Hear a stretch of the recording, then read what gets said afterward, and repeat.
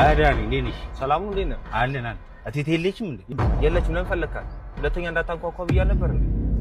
ፖሊስ ጣቢያ መጥሪያ ሰጥተውኛልና ከሰው ጋር ትንሽ ተጋጭቼ እና ከታሰርኩኝ ዋስ እንድትሆኑልኝ እኛ ምን አገባን ታዲያ? በፈልገ በገባው ጣጣ ውስጥ እኛ ምን አገባን? ራስህ ትወጡ። ጓደኛ ነው ብዬ እኔ ባቀረብኩ መናናቅ አለብን እንዴ? ወንድም ሻን ነው እንዴ? ቴቴም እናቴ ነኝ። በእናትህ ተው፣ በእናትህ ሁለተኛ ይሄንን ቤት እንዳታንኩ።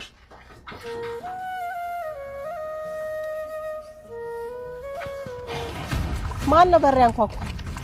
ዱርዬው ቦቼ ነዋ።